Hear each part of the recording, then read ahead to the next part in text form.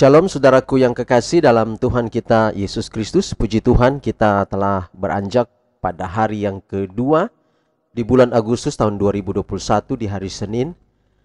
Dan renungan kita pada pagi hari ini dengan judul Semua Orang Ditarik kepada Juru Selamat yang Ditinggikan.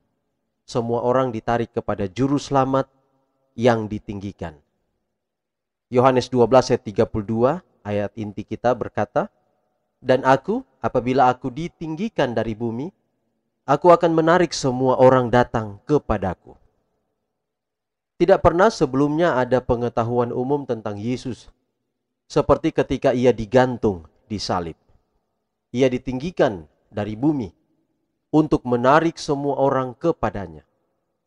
Ke dalam hati banyak orang yang menyaksikan pemandangan salib dan yang mendengar kata-kata Kristus, ada terang kebenaran yang perlu dipancarkan. Bersama Yohanes mereka akan berseru, "Lihatlah anak domba Allah yang menghapus dosa dunia." Ada beberapa orang yang tidak berhenti sampai mereka melihat makna misi Kristus, sambil meneliti kitab suci, membandingkan ayat demi ayat. Mereka melihat bahwa pengampunan cuma-cuma disediakan oleh Dia yang dengan kemurahan yang lemah lembut merangkul seluruh dunia. Mereka membaca nubuatan mengenai Kristus dan janji-janji yang begitu banyak mengarah pada mata air yang terbuka bagi Yehuda dan Yerusalem.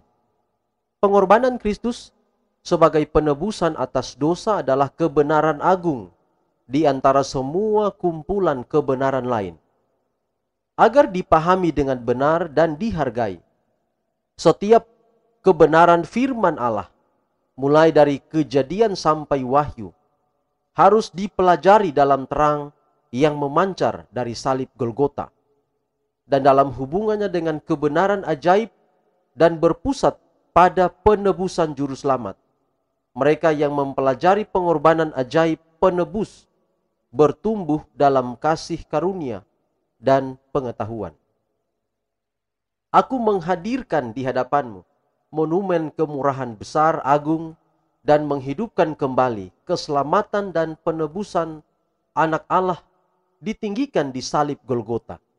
Inilah yang harus menjadi tema dari setiap pelajaran. Yesus sedang mengajak dan menarik hati dari orang-orang muda dan orang tua kepadanya oleh Roh Kudus. Ketika Kristus yang disalibkan dikotbahkan, kuasa Injil diperlihatkan dengan pengaruh yang dikeluarkannya ke atas orang percaya. Gantinya tetap mati dalam pelanggaran dan dosa. Ia dibangunkan. Tinggikan manusia Golgota lebih tinggi lagi.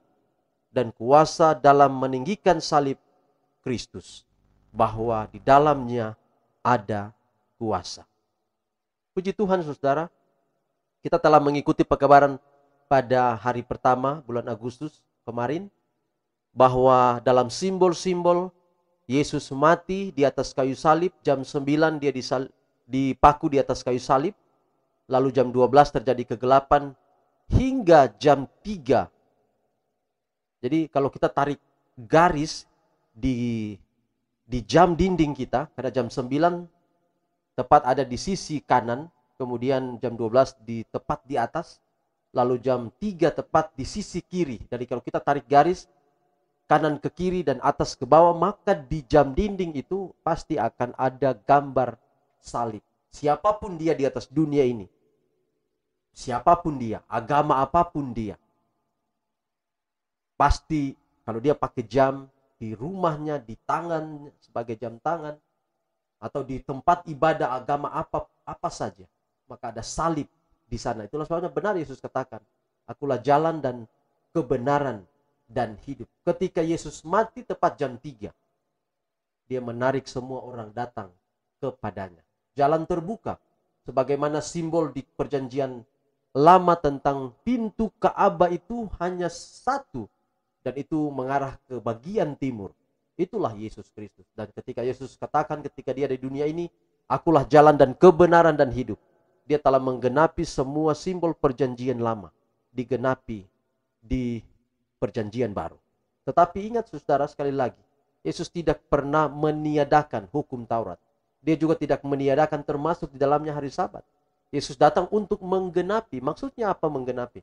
Maksudnya adalah Yesus mencontohkan bahkan di atas dunia ini. Dia begitu taat pada Tuhan, pada hukum Taurat. Hukum Taurat tidak pernah akan menyelamatkan. Keselamatan kita hanya ada di dalam Yesus Kristus kalau kita bergantung padanya. Tetapi kalau kita percaya pada Yesus, kita mengasihi Dia, pasti kita akan dengan senang hati menuruti perintahnya. Jadi menuruti perintah Allah, menyucikan hari Sabat adalah respons cinta kita kepada Tuhan. Kalau saudara benar mencintai Yesus, maka saudara akan menuruti apa saja yang Dia inginkan, apa saja yang Dia mau. Kalau tidak, saudara bukannya pengikut Yesus, tapi bisa jadi saudara adalah anti Kristus. Kenapa disebut anti Kristus di kitab Wahyu? Anti Kristus adalah orang yang tidak sesuai dengan kehidupan Yesus, mengaku pengikut Yesus, tapi tidak menuruti perintah-perintah Yesus. Itulah anti Kristus. Tidak terlalu kita memusingkan kitab Wahyu yang terlalu simbolnya yang kita cari begitu sulit mengerti. Anti Kristus adalah orang yang tidak sesuai, yang tidak sepadan berjalan dengan Kristus, tidak mau ikut perintah Yesus. Dialah anti Kristus.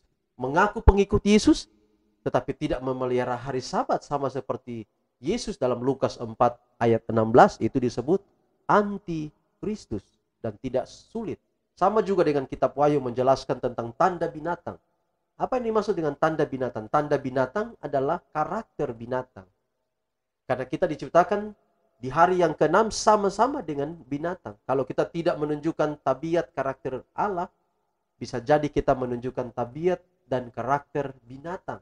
Atau dengan siapa kita dijadikan pada hari itu. Gampang, mudah untuk dipahami kata-kata firman Tuhan ini. Tuhan berkati kita pagi hari ini. Dan kita jumpa pada besok hari adalah doa kita semua. Shalom.